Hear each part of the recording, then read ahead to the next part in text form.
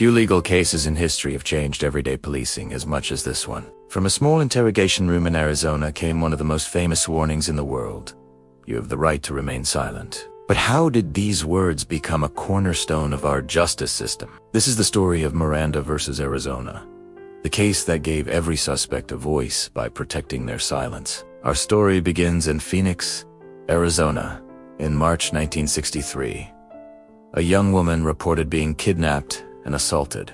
The police investigation led them to a 23-year-old man named Ernesto Miranda. He had a prior criminal record and matched the victim's general description. The police arrested him and took him to the station for questioning. Inside a closed interrogation room, two detectives questioned Miranda for 2 hours. During this time, something crucial happened. Miranda confessed. Not only did he confess to the crime he was arrested for, but he also confessed to another unrelated robbery. The officers wrote down his statement, and at the top of the page, they included a typed paragraph stating that the confession was made voluntarily, without threats or promises of immunity, and with full knowledge of his legal rights. Miranda signed this document. What Miranda didn't know, and what the police didn't tell him, was what those rights actually were. He didn't know he could have stayed completely silent. He didn't know he had the right to speak with a lawyer before answering any questions. He was a man with only an 8th grade education, facing the pressure of a police interrogation alone. He thought he had to talk. With this signed confession in hand, the prosecution's case was practically sealed. At his trial, Miranda's confession was the star witness. It was the most powerful piece of evidence presented to the jury. His own court-appointed lawyer tried to get the confession thrown out, arguing that Miranda hadn't been properly advised of his rights.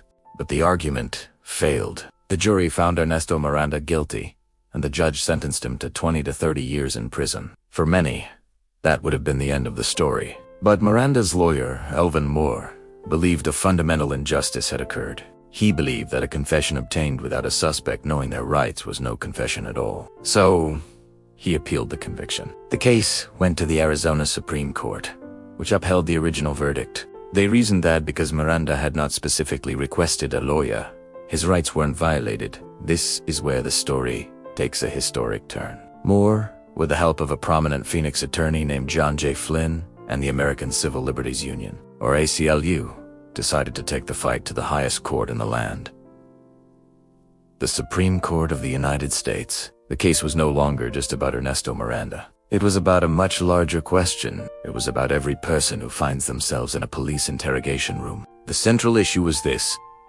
can a confession be considered truly voluntary if the person doesn't know they have the right not to speak? The Supreme Court agreed to hear the case, now titled Miranda v. Arizona.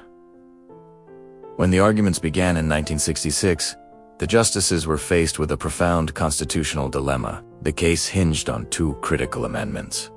The Fifth Amendment protects individuals from being forced to incriminate themselves, the right against self-incrimination. The Sixth Amendment guarantees the right to a lawyer. The lawyers for Miranda argued that the intimidating atmosphere of a police interrogation is inherently coercive. Without being told of their rights, suspects are at a massive disadvantage. They might feel pressured to confess, even to crimes they didn't commit, just to make the questioning stop. They argued that for the Fifth and Sixth Amendments to have any real meaning, a suspect must be clearly informed of their rights before any questioning begins. On the other side, the state of Arizona and 27 other states argued that requiring police to read a list of rights would cripple their ability to solve crimes. They claimed it would be an unnecessary obstacle to effective law enforcement, and that confessions were an essential tool for securing convictions. They believed that as long as there was no physical force or overt threats, a confession should be admissible. The Supreme Court was deeply divided.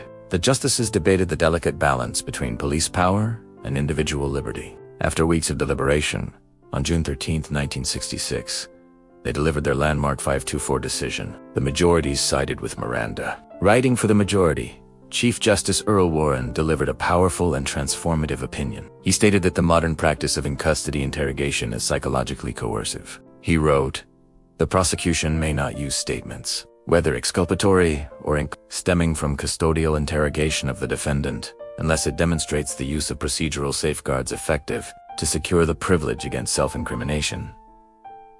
And what were these procedural safeguards? Chief Justice Warren laid them out with unmistakable clarity. Before any questioning, the person must be warned that they have the right to remain silent, that anything they say can be used against them in a court of law, that they have the right to the presence of an attorney, and that if they cannot afford an attorney, one will be appointed for them prior to any questioning if they so desire. This became the Miranda warning.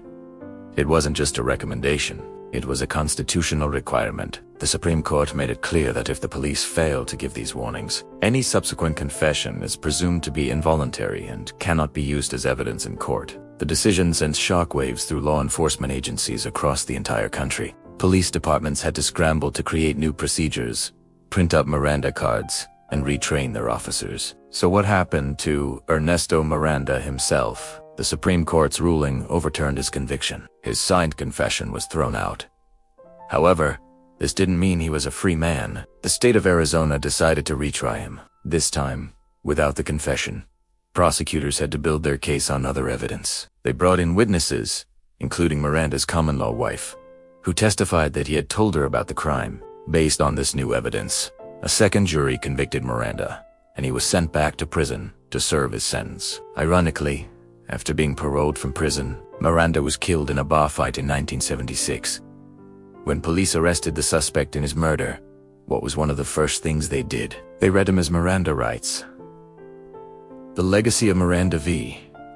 Arizona is profound. It fundamentally changed the relationship between the police and the public. Before 1966, your rights in an interrogation room were unclear. After 1966, they had to be spoken aloud. The case affirmed a core principle of American justice, that the system must not only be effective in catching criminals, but also fair in its treatment of suspects. It ensures that justice is not just about the outcome, but about the integrity of the process. The Miranda warning has become so ingrained in our culture, thanks to countless movies and TV shows, that many people can recite it by heart. But it's more than just a famous line. It's a shield. It's a reminder that even when you are at your most vulnerable, suspected of a crime, and isolated in a police station, you still have fundamental rights that must be respected. It ensures that the burden of proof remains on the government, and that a conviction must be earned through evidence, not through an uninformed confession. The case of Miranda v. Arizona shows how the story of one individual can lead to a transformation that protects everyone. It's a testament to the idea that the Constitution is a living document, interpreted by the courts to safeguard our liberties in an ever-changing world. It's a lesson that true justice requires both accountability and fairness. Thank you for joining us for this deep dive into one of history's most important legal battles. If you found this case fascinating, make sure to hit that subscribe button for famous legal cases. And don't forget to share this video with others who love history, justice, and the law. Every week, we uncover another case that changed the world. We'll see you in the next one.